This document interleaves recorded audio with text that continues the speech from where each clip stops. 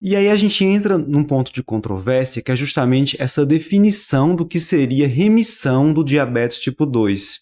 Né, nós tivemos em 2021 um relatório de consenso da American Diabetes Association que discutiu exatamente isso, né, Eric? Isso. Na verdade, foi um guideline que não foi só da ADA, né? Ele juntou também a Sociedade Europeia de Diabetes, juntou a Endocrine Society, juntou a Sociedade lá do Reino Unido, todos se juntaram para tentar definir o que seria a remissão do diabetes. Então, se é uma realidade potencialmente alcançável, a gente tem que definir isso até de forma a homogeneizar os estudos que venham a partir de então.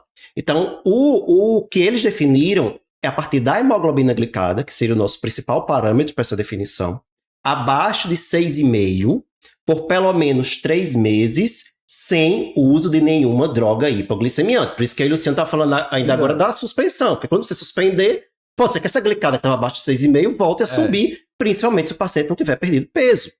Então, a gente vai buscar essa remissão naqueles pacientes que já estão muito bem controlados, que perderam peso, pelo menos aí 10%, e que você acha que talvez ao suspender a medicação, ele vai manter essa glicada abaixo de 6,5. Né? Então, essa seria a definição... Baseada principalmente na hemoglobina glicada. Isso, baseada na hemoglobina glicada. Eles trazem uma possibilidade, e assim, glicada é a primeira escolha, que isso fique bem claro, mas uma outra opção, se usada a glicemia de jejum, seria uma glicemia de jejum menor que 126, também após 3 meses sem qualquer tratamento. É basicamente o paciente saiu do critério de diabetes para o critério de pré-diabetes. E essa é uma crítica, porque assim, você deixou no pré-diabetes, né? Você remitiu realmente a rigor, você saiu do DM2, né, do diabetes, mas você deixou a meta dentro do pré, né? Eu acho que foram desfechos que foram empregados em alguns estudos, né? A gente teve a história do Look Ahead, que buscou essa meta, a gente teve a história do Direct, que buscou essa meta, o próprio Stampede Trial foi um estudo com cirurgia bariátrica, todos usaram esse desfecho, esse ponto de corda do 6,5, para definir remissão, né? Assim, controle de diabetes, que é abaixo de 6,5. Tá, abaixo de 6,5. 6,5 é um número que tem evidência, a gente tem lá atrás, desde o KPDS, essa meta de 6,5 como protetora em relação a desfechos duros, né? Desfechos clínicos.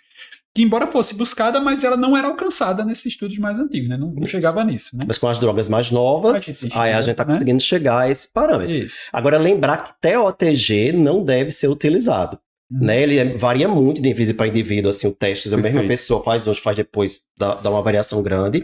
E se o paciente, então, tiver entrado em remissão por cirurgia bariátrica, a gente está falando aqui droga, mas com cirurgia bariátrica a gente vê remissão, né?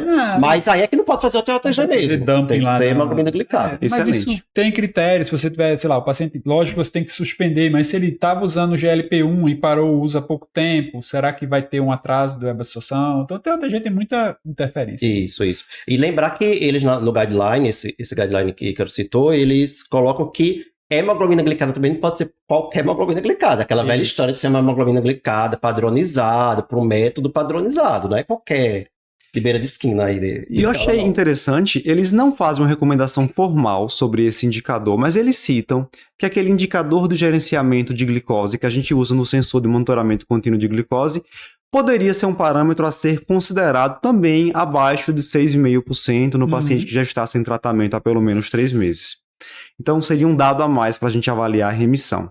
E aí por que falar remissão e não falar em cura, né? Então, apesar do paciente ter alcançado um nível glicêmico normal, o defeito que levou à hiperglicemia anteriormente de resistência insulínica ou de falha na produção, na liberação de insulina pela célula beta, ele ainda está presente e, obviamente, ao longo do acompanhamento, se esse paciente ganha peso, se esse paciente que estava fazendo atividade física para de se exercitar, se estava na dieta, desiste da dieta, ele pode sim voltar a ter hiperglicemia. Então não é um paciente que recebe alta do endocrinologista.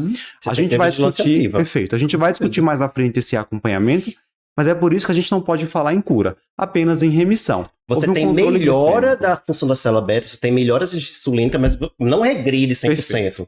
Né? Ele, não resolve. Coisa dele não resolve. Né? Você pode facilmente recidivar. E é importante, eu acho, citar também, Ícaro, que essa remissão ela não é algo comum.